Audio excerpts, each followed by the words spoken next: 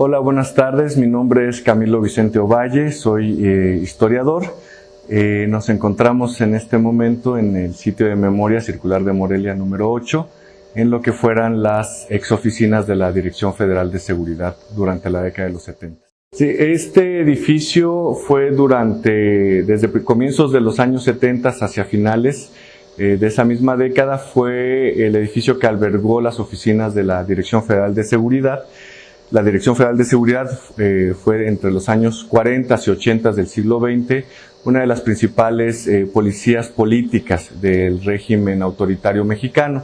En este edificio se encontraban sus oficinas administrativas y también algunas oficinas de recabación de datos de personas que eran detenidas.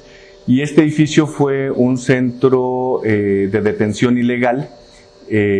Aquí llegaban disidentes políticos, ¿no? Hombres y mujeres que eran detenidos de manera ilegal. Algunos pasaron por detención, desaparición transitoria, algunos son detenidos desaparecidos permanentes todavía, y pasaban por aquí. Aquí les eran tomados sus datos políticos y biométricos, evidentemente pasando por tortura, y después eran trasladados a otros centros clandestinos de detención, como el campo militar número 1 o los sótanos de Tlaxcuaque, que era las oficinas de la Dirección General de Policía y Tránsito del Distrito Federal.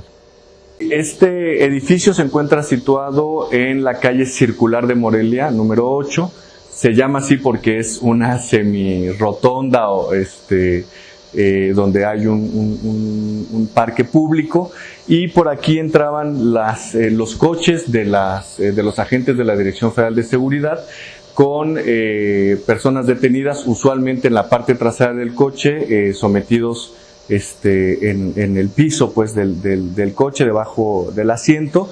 Eran introducidos por esta rampa, se estacionaban los autos, y aquí inmediatamente hay un elevador de doble puerta que es muy interesante recalcar eso, porque en varios de los testimonios de personas que pasaron por aquí detenidas recuerdan ese elevador de doble puerta. Incluso hay una declaración de doña Rosario Ibarra de Piedra que señala que cuando vino a ver a Miguel Nazararo para pedirle informes sobre su hijo que había sido desaparecido, recuerda este elevador. Entonces eran introducidos a este sótano, aquí recibían los primeros golpes, y después eran trasladados por el elevador a los pisos 4 y 5, donde se encontraban las áreas de fotografía y de recopilación de los datos biométricos y políticos, y ahí se realizaban algunos de los primeros interrogatorios, ¿no? Algunos llegaron a pasar en este edificio, algunos y algunas llegaron a pasar en este edificio 2 o 3 días en calidad de detenidos desaparecidos, y después eran trasladados a otro centro clandestino de detención con mayor capacidad, ¿no? Como el campo militar número 1. Bueno, este año de 2021 se cumplen 50 años del acto represivo llevado a cabo en contra de una manifestación estudiantil el 10 de junio de 1971. Este acto se conoce popularmente como Halconazo o el Halconazo o el Jueves de Corpus, porque el grupo paramilitar que atacó a esta manifestación estudiantil eran los halcones, o así se había denominado, y se llevó a cabo en un Jueves de Corpus.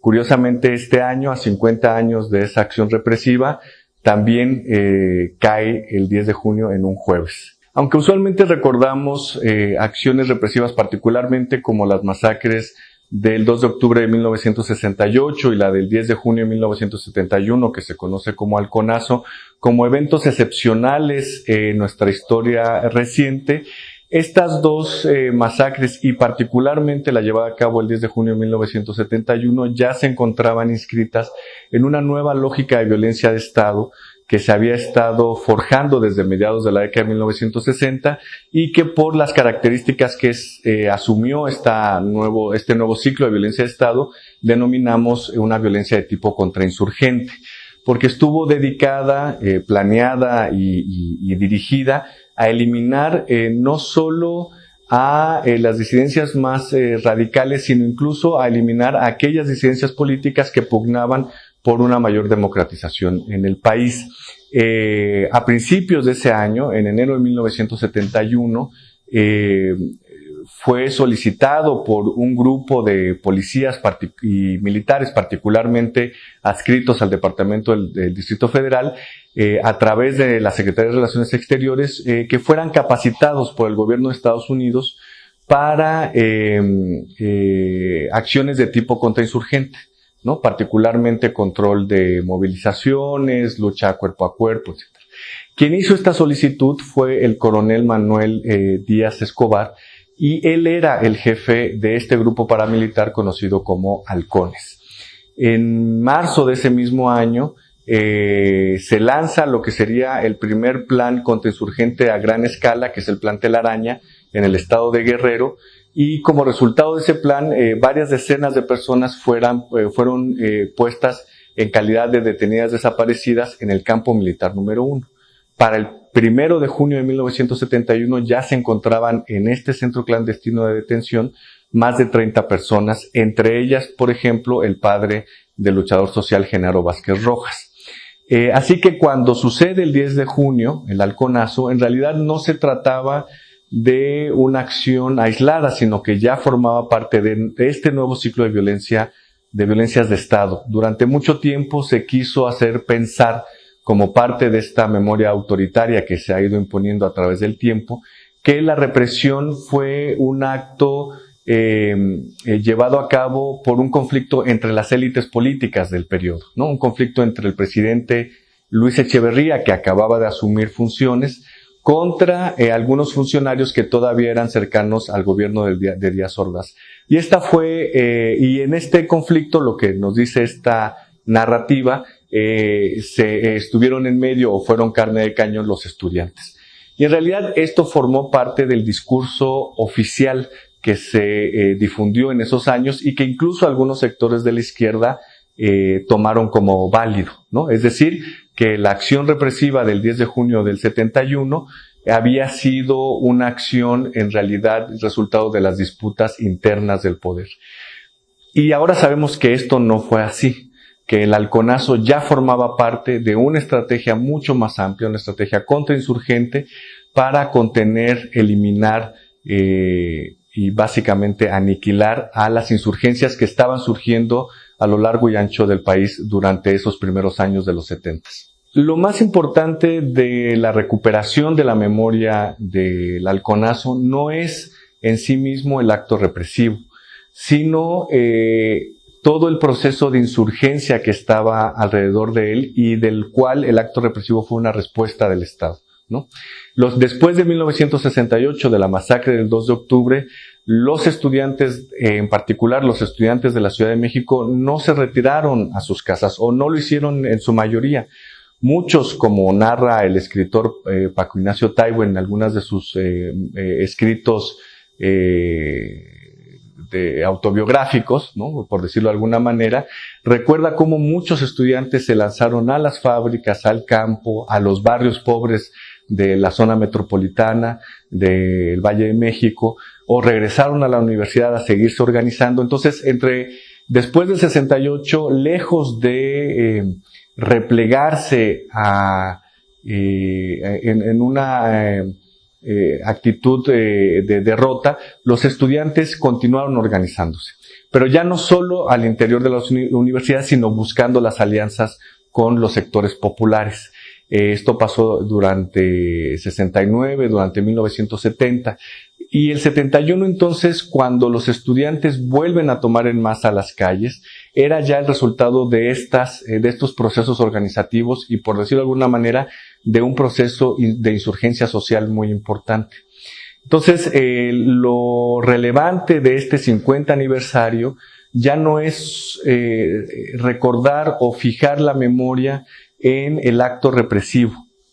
No porque no sea relevante señalarlo y ejercer la crítica en perspectiva histórica respecto a las acciones represivas, sino porque parte de la memoria autoritaria había sido desplazar de la memoria pública a las historias de las insurgencias, Y entonces, en este 50 aniversario, lo que se vuelve central es otra vez volver a esas memorias insurrectas, a esa generación insurgente que volvió a tomar las calles de manera masiva a partir de 1971. Circular de Morelia, número 8, que es este sitio de memoria, está abierto de lunes a viernes.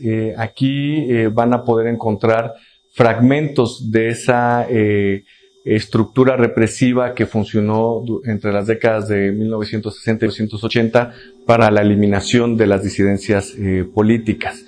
Van a poder acercarse un poco a esta historia que durante mucho tiempo fue negada en este país, ¿no? Esa historia que permitió cuyos resultados fue que hubiera un régimen autoritario de muy largo plazo. Entonces van a poder encontrar aquí fragmentos de esas estructuras represivas. Pero también van a encontrar algunos fragmentos de las memorias insurgentes de esos años. Alrededor del 50 aniversario de la masacre del 10 de junio de 1971, vamos a inaugurar una exposición gráfica en el cine, en lo que era el Cine Cosmos y que ahora el gobierno de la Ciudad de México ha recuperado y transformado en una fábrica de artes y oficios que se conocen como faros.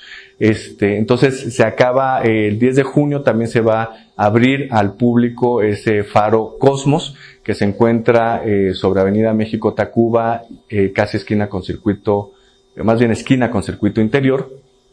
Y ahí se va a inaugurar una exposición gráfica en referencia o alrededor del 10 de junio de 1971, cuyo centro es la recuperación de las memorias insurgentes, ¿no? O de esa generación insurgente, y también de las estructuras represivas que se hicieron presentes el 10 de junio de ese 1971. También se va a estrenar un documental cuyo título es Fuimos Revolución, recuperando otra vez esas memorias de las luchas sociales de esos años, particularmente las movilizaciones estudiantiles, y se van a estar realizando una serie de programas televisivos con Canal 21, que es el canal de la Ciudad de México, y alrededor otra vez de todo el proceso de insurgencias sociales y de contrainsurgencia en la década de los años 70.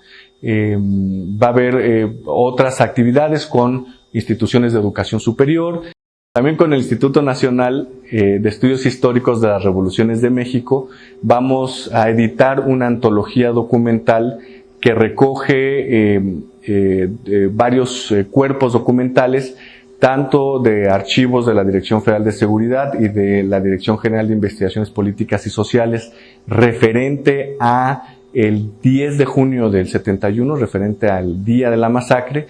Vamos a recuperar también prensa o documentos de prensa de esos años y algunos posicionamientos oficiales, también algunos cables de la Embajada de Estados Unidos en México que dan cuenta sobre el proceso del halconazo. Y va a ser una antología abierta, digital, que estará disponible en la página del INERM, para ofrecer, digamos, un primer acercamiento a fuentes para la reconstrucción de esta historia.